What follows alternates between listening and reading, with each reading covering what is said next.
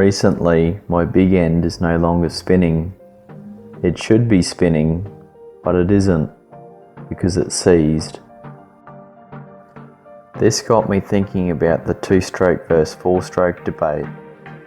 I'm a strong believer in anything more than two strokes and you're playing with it.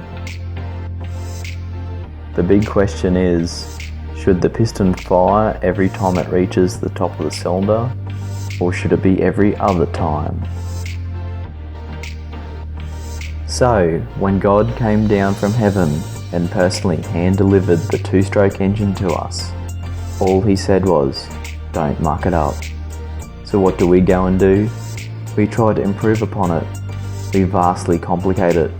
We added twice as many strokes and up to 5 times as many moving parts. We decreased the power per cc while vastly increasing the weight. Great job. We just screwed up perfection. From time to time, we all lack funding in our beer or motorbike treasury. This is my top tip so that you can bring your budget back to surplus. Recently, I needed a new throttle tube housing. KTM wanted the equivalent of 3 cartons of beer for the goods.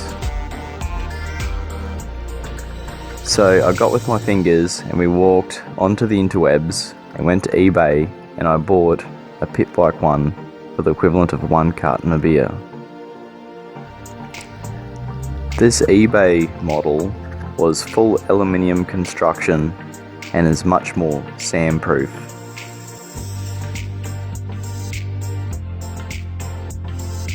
Recently, I decimated my clutch master cylinder. As before, KTM wanted an exaggeration of a price. The damage was a total of 10 cartons of beer.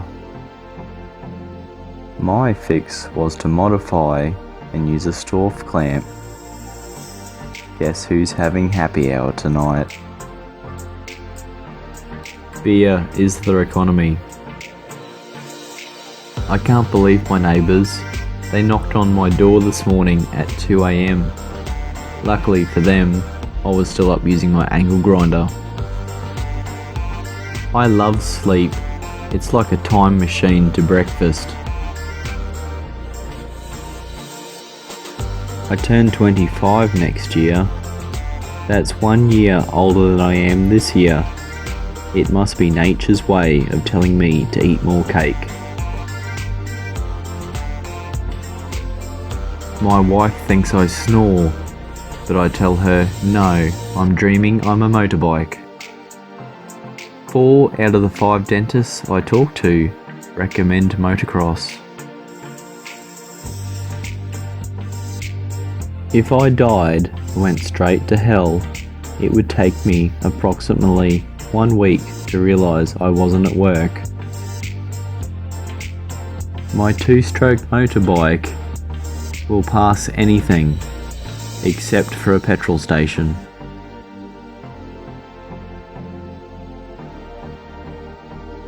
Thank you Red Bull, Google, beer and eBay for making this all possible.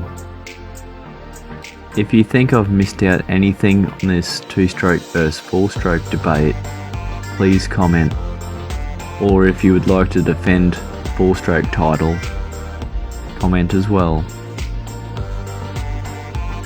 So, I'm going to leave a link to the dirt bike channel where Kyle has a riveting multi-part series on 2-stroke versus 4-stroke.